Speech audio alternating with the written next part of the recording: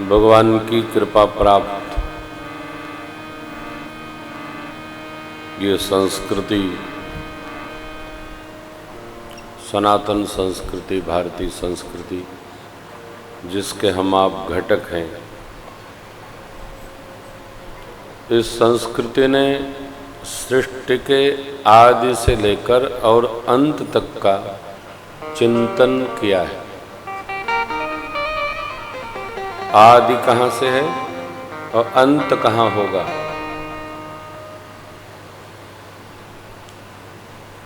धरती पर चारों युगों में तीर्थों का एक वर्गीकरण हुआ है। मैं इसको प्रथम दिन भी स्मरण किया था। हम आप जिस तीर्थ में आए हैं, यहाँ से आप ग्रंथ ले लेंगे, ग्रंथ में स्पष्ट है। लोक मान्यता कुछ और है, ग्रंथ यहाँ जो पुराणों से बनाए हैं लोगों ने, उनकी मान्यता कुछ और है। कथा हम लोग जो जानते सुनते हैं वो और है, यहाँ की कथा कुछ और है। किसी महापुरुष ने लिखा है, चारों धामों में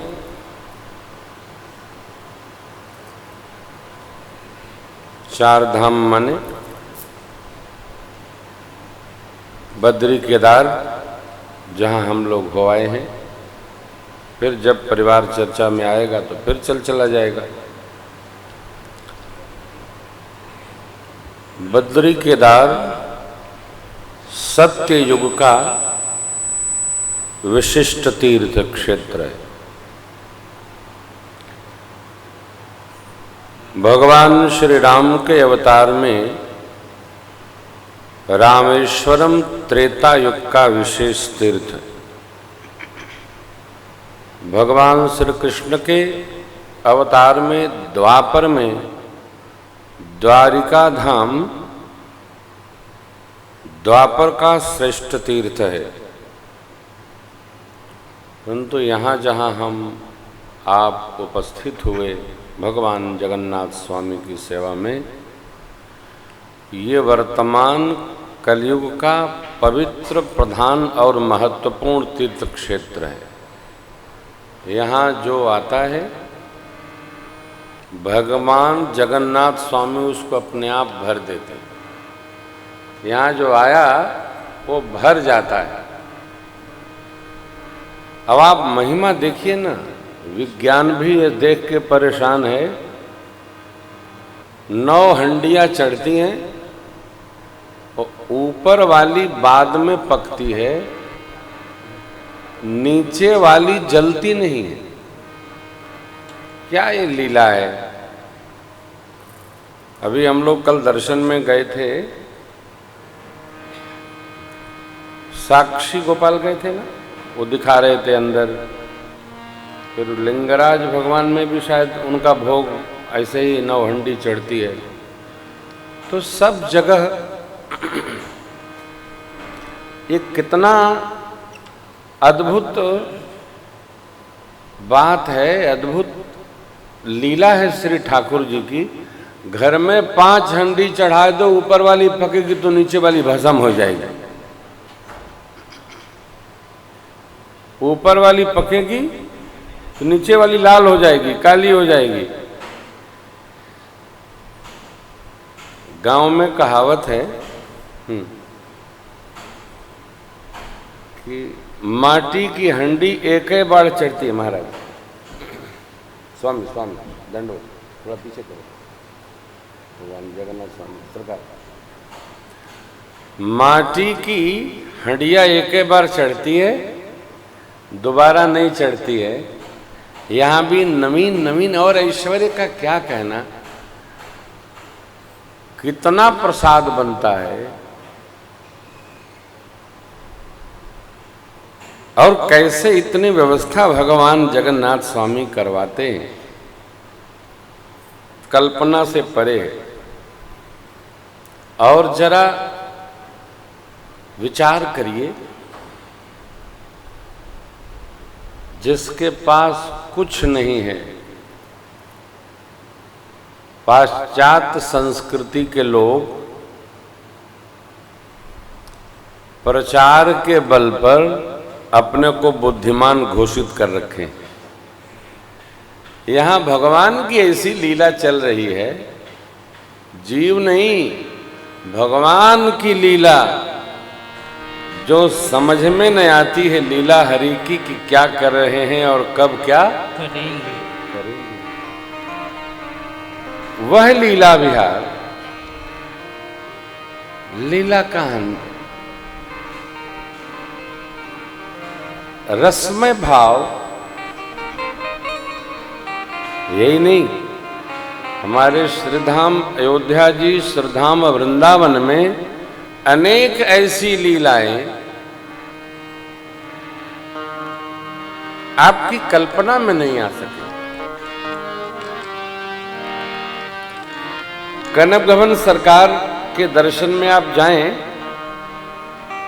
तो एक कुआं है, सरकार की तरफ यदि आप पीठ करके खड़े हों तो दाहिने हाथ के कोने में एक कुआं है। मुख्य द्वार से प्रवेश करेंगे तो बाएं हाथ पर कोने में कुआं है ना। एक बिटिया कुएं में गिर पड़ी, बच्चे तो हैं, देखने गई और कुआं वो पाताल तोड़ कुआं है, जल बहुत नीचे, ज्यादा देखने लगी, देखते देखते गिर पड़ी।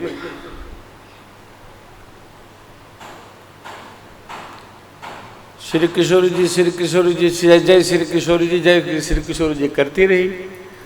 कोई पुजारी महाराज या सेवादार जल निकालने जब गए तो पकड़ लिया उसने बाल्टी। आप आवाज नीचे से तो ऊपर आती नहीं,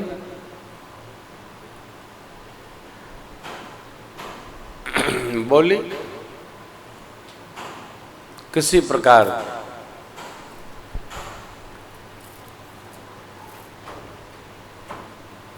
बाहर निकाला गया, उसको कहीं खरोच तक नहीं लगी। तो निकालने वालों ने पूछा कि तुम्हें चोट नहीं लगी, इतने नीचे गई? बोले मुझे तो श्री किशोरी जी गोद में बैठा ली थी। कितनी अद्भुत लीला है, श्री किशोरी जी गोद में बैठा ली थी।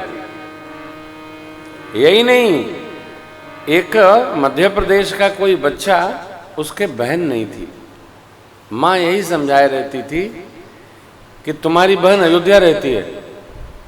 कहाँ रहती है? अयोध्या जी रहती है।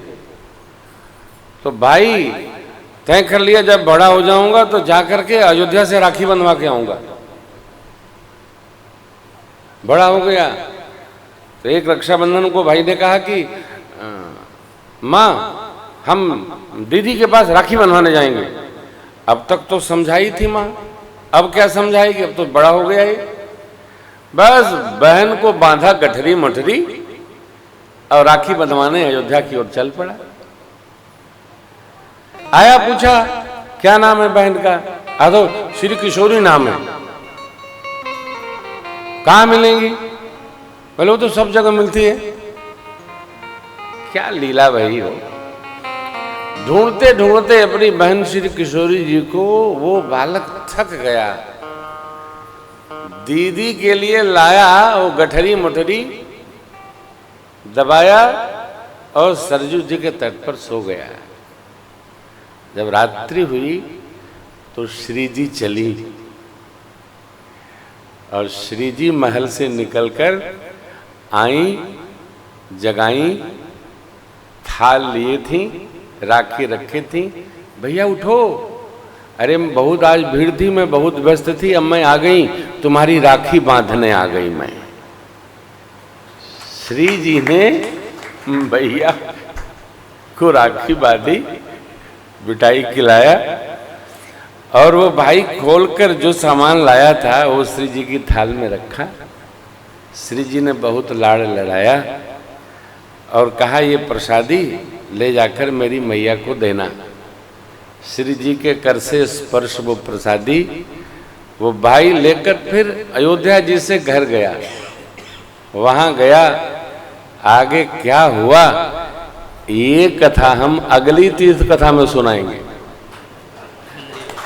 इतना आप समझ लो, श्री जी ने भैया को राखी बांधी।